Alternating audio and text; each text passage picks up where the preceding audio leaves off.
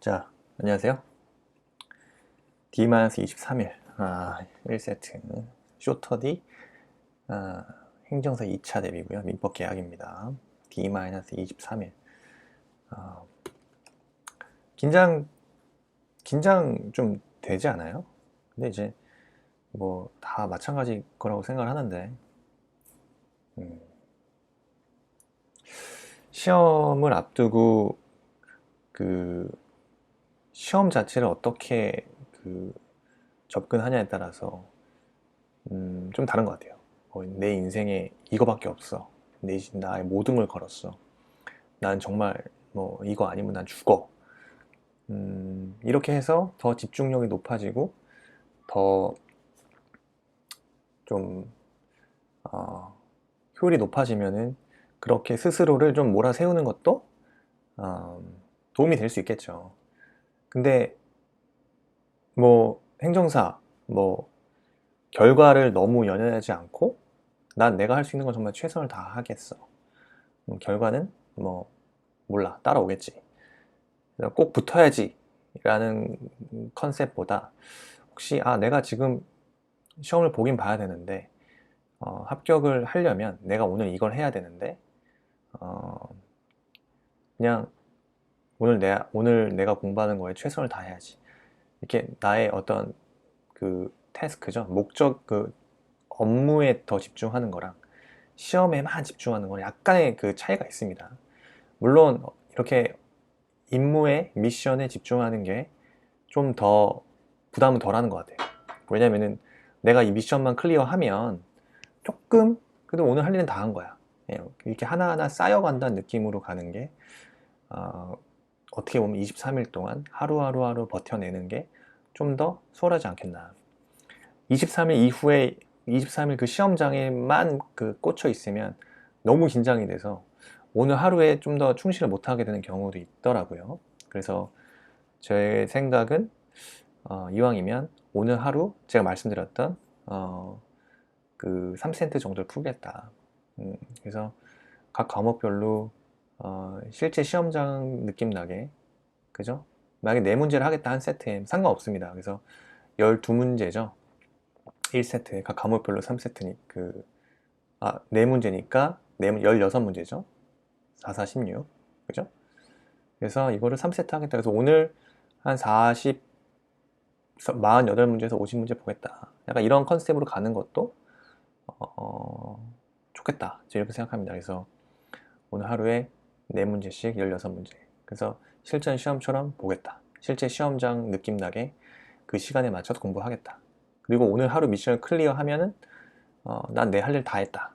그래서 시험장까지 가면은 그냥 뭐 붙으면 당연히 붙는 거고 이렇게 하면 당연히 붙는 거다. 근데 안 되면 그냥 운이 없는 거다. 약간 조금 수험 그 시험 자체에 대해서 부담을 좀 떨쳐버리는 그런 것도 좀 필요한 것 같습니다. 어쨌든요. 예, 시작하겠습니다. 좀 서두가 길었네요. 자, 1번 문제는요. 갑은 자신의 토지 을에게 임대차했고요. 토지 임대차가 종료하자 을은 갑에게 지상물 매수를 청구하려고 합니다. 자, 그 요건에 관해 약수를 하죠. 지상물 매수 청구권에 대한 요건 써야겠죠. 자, 1번. 그래서 지상물 매수 청구권은 뭐냐? 의의를 써야겠고 행사의 요건을 써야겠죠. 요건은 다음을 몫을 적어놨습니다. 그래서 의의부터 적어볼게요. 지상물 매수 청구권은 그죠? 토지 임대차 계약의 기간이 만료된 경우 그죠? 일단 토지 임대차 계약 기간이 만료돼야 되죠. 그 지상 시설이 현존한테 지상 시설 현존하고요. 토지 임차인이나 전차인이 임대인 등에 대하여 상당한 가액으로 그 지상물의 매수를 청구할 수 있는 권리입니다. 그 성질, 법적 성질은요, 형성권적인 성질이에요. 형성권이에요. 이에 대한 규정은 편면적 강행 규정이기 때문에 이를 위반의 약정으로서 그 임차인에게 불리한 것은 효력이 없습니다. 표면적 경향 규정이고요. 행사 요건은요. 첫째, 건물. 그리고 적용 범위가 있네요. 적용 범위는요. 지상물 매수 청구권은요. 토지 임대차에 하나요 인정되겠죠. 그래서 건물 기타 공작물의 임차인에게 인정되지 않지만 일시 사용을 위한 임대차의 경우에도 적용됩니다. 지상물 매수 청구는 토지 임대차에 하나 인정됩니다. 행사의 요건. 행사 요건. 행사의 요건. 첫째, 뭐죠? 건물, 기타, 공작물의 소유, 식목, 체험, 목축을 한 토지 임대차여야 됩니다. 그래서 대부분 건물, 기타 공작물의 소유, 식목, 체험, 목축을 위한 목적으로 한 토지 임대차여야 되고요. 둘째, 토지 임대차 기간이 만료해야겠죠. 셋째, 그 다음에 임차인의 채무 불이행으로 인한 해지가 아니어야겠죠. 넷째, 지상물을 현존해야겠죠. 현존해야 되고요. 다섯째, 계약 갱신 청구에 대한 거절이 있습니다. 계약 갱신 청구에 대한 거절이 있어야겠죠. 거절이 있을 거예요. 계약 갱신 청구에 대한 거절이 있습니다. 다만 이제 기간의 약정이 없는 토지 임대차에 있어서 임대인이 해지 통고를 하여 임차인이 임대차가 종료된 경우 계약 갱신 청구를 할 필요가 없죠. 그래서 기간이 약정이 없는 토지 임대차 같은 경우에서는 그러니까 임대인이 해지 통고를 해서 임대차가 됐다면 계약 갱신 청구를 할 필요가 없습니다. 그래서 계약 갱신 청구에 대한 거절이 있어야 되고요. 여섯 번째, 청구권자 및 상대방이다. 당연히 그 지상물 매수 청구권의 청구권자는 누가 되죠? 지상물의 소유자인 임차인이나 또는 적법한 전차인이 되겠죠. 청구권자는 지상물 소유자인 임차인 또는 적법한 전차인이 되겠죠. 따라서 건물을 신축한 토지 임차인이 건물을 제3자에 양도했어. 적법하게 양도됐기 때문에 임차인은 지상물 매수 청구권 행사 못하죠. 그리고요, 반대로 지상물 매수 청구권의 상대방은요, 뭡니까? 원칙적으로 임차권 소멸 당시의 토지 소유자인 임대인이겠죠. 그래서 임차권 소멸 당시의 토지 소유자인 임대인이기 때문에 임차권 소멸 전에 토지 소유자의 변동이 생긴 경우는요, 종전의 임대인에게는 청구할 수 없지만 임차권 소멸 후에 제3자에게 토지 소유권이 이전된 경우에는 종전의 소유자와 신소유자에게 모두 청구할 수 있습니다. 그래서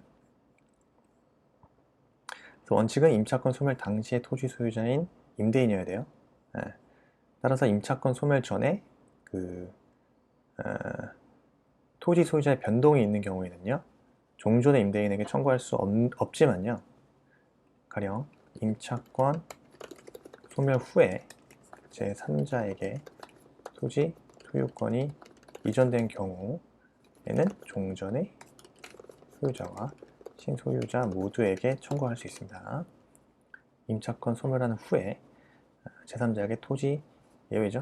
다만 임차권 소멸한 후에 제3자에게 토지 소유권이 이전된 경우에는 종전의 소유자와 신소유자에 모두 청구할 수 있습니다. 다만 신소유자에 대해서는요, 그 토지 임차인이 그 지상물의 등기를 갖추어야만 하겠죠. 그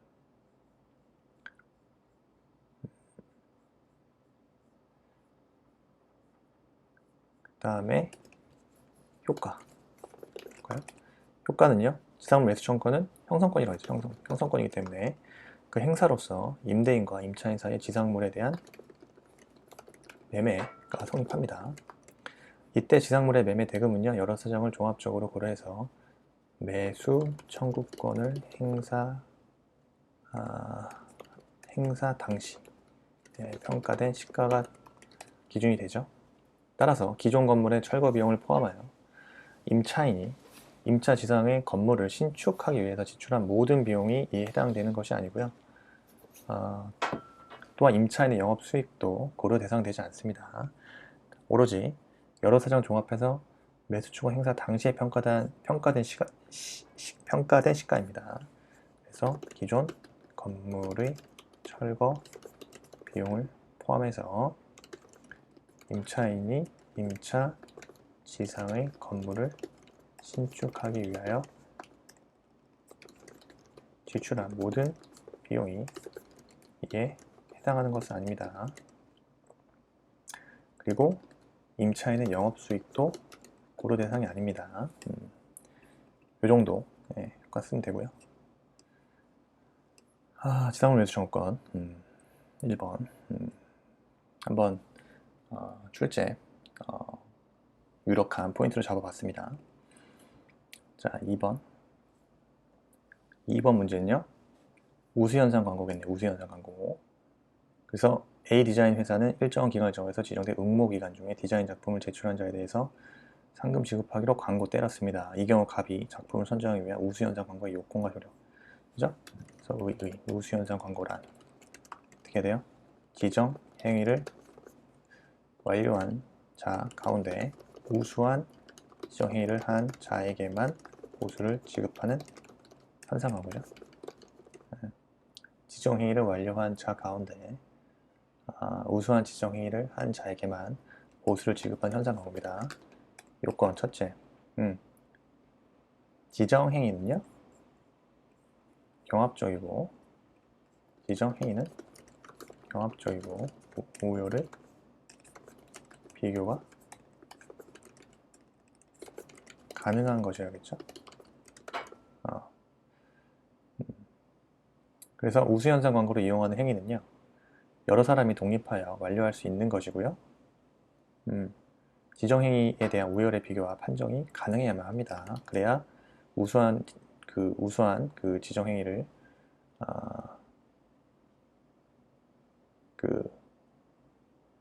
그죠? 지정행위가 가능하겠죠. 우수한 지정행위가 가능한다 이거죠. 그래서 현상 광고에 우수자에게만 보수를 지급한다는 점을 명시해야겠죠. 이렇게 하지 않으면 모든 지정행위자에게 보수를 지급해야 될 수 있기 때문에 절대 그렇게 하면 안 되죠. 예산이 한정되어 있기 때문에. 그래서 현상 광고에 우수자에게만 보수를 지급한다는 점을 명시해야 됩니다. 그래서 응모 기간을 또 반드시 정해야겠죠. 정할 것. 응모 기간을 정한 때 하나요 효력이 생깁니다. 그래서 응모 기간을 정하지 않으면요 그런 우수 현상 광고는 의미가 없어. 응모 기간이 없기 때문에. 따라서 우수 현상 광고는 지정 행위의 완료 기간이 있기 때문에 광고자가 처리도 안 돼요. 아무 이유 없이 처리도 할 수 없습니다. 그리고 응모 기간 내에 응모가 있어야겠죠. 그래서 지정행위를 하는 자는요 반드시 응모 기간 내에 응모를 하여야 합니다. 다만 응모는요 지정행위 완료 전후로 불문합니다. 따라서 지정행위를 하는 자는 반드시 응모 기간 내에 응모를 하여야 합니다. 그리고요 판정이 있어야겠죠. 판정. 판정자는 광고에서 정원자가 하는 게 원칙이겠죠. 정원이 없는 때는 광고자가 할 수 있고요. 그 판정은 우수자가 없다는 판결을 할 수 없습니다. 장난치냐 이거죠. 우수자가 없다는 판정을 할 수 없는 것이 원칙이지만 광고에 다른 의사 표시가 있거나 또 광고의 성질상 그 어떤 판정의 표준이 있는데 그 미달해서 우수자가 없다 뭐 이렇게 하는 건 상관이 없습니다. 그래서 성질상 판정의 표준이 정해져 있는 경우 그렇진 않습니다. 그리고 응모자는요 판정에 대해서 이의 제기할 수 없어요. 이에 대해서 이의 제기가 제한됩니다. 그러나 판정 절차에 다만 그죠? 판정 절차에 중대한 하자가 있거나 판정에 어떤 명백하고 중대한 모순이 있는 경우라면 이의 제기 가능합니다. 그리고 3번 효과죠. 효과 보겠습니다. 효과. 자, 판정의 효력과 보수 정권. 판정의 효력과 보수 정권. 당연히 그 판정의 효력은요, 소급하지 않고 판정이 있는 때 발생하겠죠. 그래서 응모자는 우수 판정을 받을 때 비로소 정지 조건이 성취돼서 보수 지급 청구권을 취득하겠죠. 그래서 반대로 광고자는요, 이때부터 우수 응모자에게 보수를 지급해야 할 의무를 부담하겠죠. 이는 응모자가 판정이 있는 사실을 알았는지 여부는 당연히 묻지 않고 발생합니다. 두 번째, 판정의 구속성. 그래서 일단 판정이 내려지면요, 그 효과는요, 광고자나 응모자뿐만 아니라 판정자 자신도 구속하게 되기 때문에 그 판정자는요, 이와 다른 판정을 할 수 없어요. 갑자기 막 바꿔. 우수자가 갑자기 막 지정행위를 바뀌어버려요. 이러고 안 됩니다. 누구도 이의를 제기할 수 없습니다. 이에 대해서 이의 제기 불가인데요. 그러나 착오 또는 사기 강박에 의한 판정 취소는 가능하죠. 네. 아주 예외적으로 가능하다 이거죠. 수인의 행위가 동등으로 판정됐다. 일단 수인의 행위가 우열을 가릴 수 없는 것일 때에는 동등한 것으로 판정할 수 있겠죠. 이 경우 보수가 가분적이면 균등한 비율로 보수를 지급하면 되죠. 보수를 받을 권리가 있지만 그 성질상 분할할 수 없거나 광고의 1인만 보수를 받는 것으로 정할 때에는 이게 만약 안 된다면 추첨에 따라서 결정합니다. 다음에 네 번째, 응모물의 권리 귀속입니다. 당연히 응모자가 광고자에게 제출한 제품 등에 대한 권리는요, 광고와는 별개이기 때문에 당사자 간의 특별한 합의가 없는 한 응모자에 대한 권리는 원칙적으로 응모자에게 있습니다. 응모자에게. 됐죠? 그렇습니다. 좋습니다. 자, 요거는 이제 어제 봤던 문제고, 이행지체 해제, 법정 해제 요건. 이것도 중요하지만 일단 오늘은 넘어가겠습니다. 자, 다음. 임치물이죠. 이것도 했지만 다시 한번 살펴볼게요. 임치. 그래서 어제 설명했지만 임치물 반환 의무만 좀 추가적으로 보겠습니다. 임치물 반환 의무. 그래서 그 임치물은 임치물 자체에 반환을 해야 되고 임치물 반환 전 유상 임치 이렇게 나눴는데 지금 임치물 반환이라는 것 자체에 대해서 좀 설명을 드리자면요. 그 통솔과 판례는요. 그 임치물이 대체물이라 할지라도요. 통솔 판례에서 임치물 반환에 대한 대략적인 설명을 할게요. 통솔과 판례입니다. 이거 통솔과 판례는요. 임치물이 대체물이라고 할지라도 동량, 동종, 동량으로 반환을 못합니다. 네? 반환할 수 없어요. 그래서 언제나 그 특정물로 반환해야 돼요. 네. 따라서 임치한 그 물건 자체가 없으면요. 임치한 그 물건 자체가 없는 경우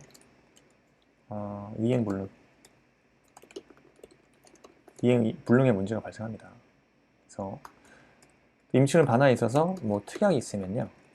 특약에 따르고요. 없으면 보관 장소에서 반환합니다. 다만 수취인이 그 정당한 사유로 인해서 임치물을 옮겨 보관한 경우에는 그 장소에서 반환할 수도 있어요. 이 부분을 좀 설명드리고 싶었고요. 또 약간의 여기에서 좀 써주면 가점이 될 수 있는 게 바로 혼장임치거든요. 혼장임치. 해설은 없습니다. 그래서 혼장임치라는 거는 여러 임치인에게 임치받은 동종의 물건을 섞어 놓고서요. 동량으로 반환하는 것을 의미합니다. 그래서 목적물의 소유권을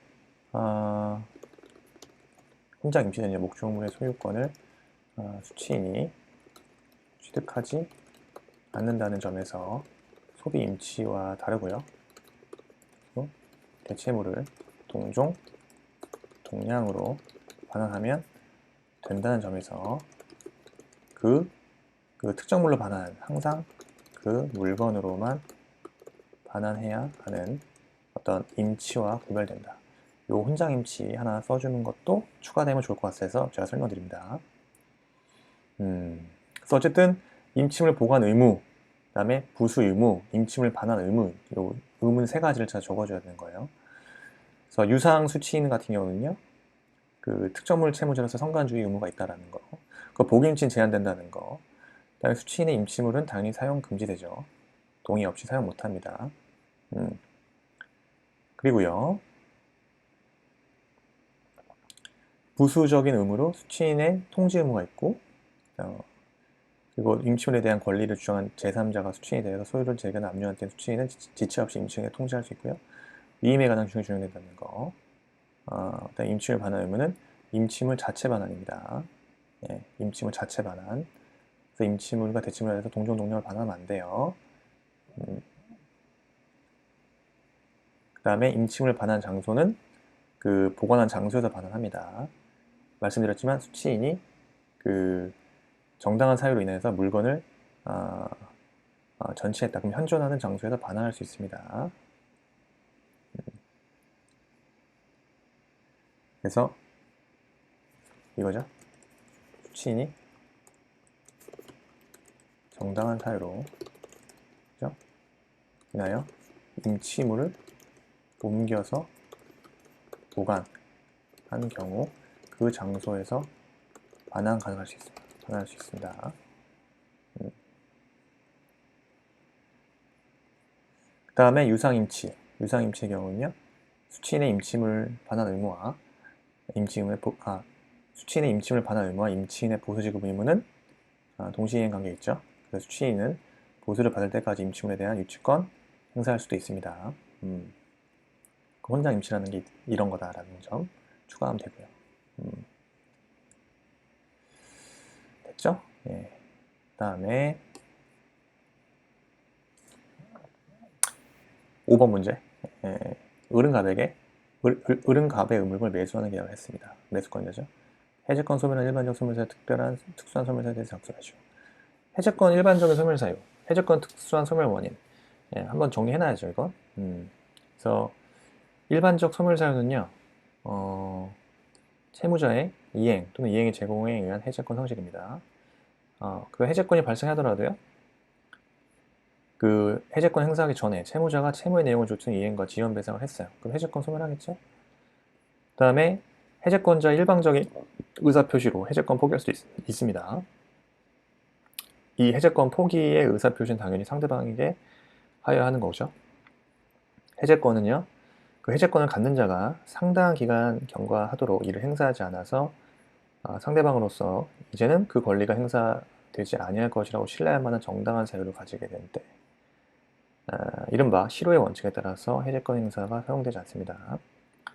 물론 해제권이 형성권이기 때문에 10년의 제척기간 내에 행사해야 하죠. 그리고요, 해제권의 특수한 소멸 원인, 자, 존속기간 경과에 의한 소멸입니다. 자, 당사자 간의 계약이나 법률 규정으로 해제권의 존속기간을 정하고 있다? 그럼 그 기간 경과로 해제권 소멸하죠. 그 다음에 상대방이 최고에 의한 소멸입니다. 해제권의 그 행사 기간을 정하지 않은 경우에죠. 상대방은 상당한 기간 정해서 해제권 행사 여부에 대해서 확답을 최고할 수 있어요. 근데 그 기간 내에 상대방이 해제의 통지를 받지 못했어? 그럼 해제권 소멸합니다. 3번. 해제권자의 목적물 훼손, 반환 불능, 가공, 개조 등에 의한 소멸이죠. 이때는 해제권자의 고의나 과실로 인해서 계약의 목적물이 그 현저하게 훼손되거나, 그죠? 이를 반환할 수 없다, 반환 불능이 되거나, 또는 가공이나 개조로 인해서 다른 종류의 물건으로 그 성질이 변경이 됐다. 이때 해제권 소멸하죠. 당사자가 수인이 있는 경우 해제권. 그러니까 당사자가 수인인 경우 수인 중에 그죠? 1인에 관하여 해제권이 소멸한 때에는 다른 당사자에 대해서도 해제권이 소멸합니다. 그 해제권의 불가분성. 예. 봤고요. 일단 1세트는 이 정도 하겠습니다. 그래서 1세트를 조금 양을 줄여가지고 다양한 나머지 과목들, 뭐 사무관리론과 그다음에 행정절차론, 행정사 실무법도 빠른 속도로 한번 돌려보도록 할게요, 이번에는. 아무튼 1세트 수고하셨습니다. 감사합니다.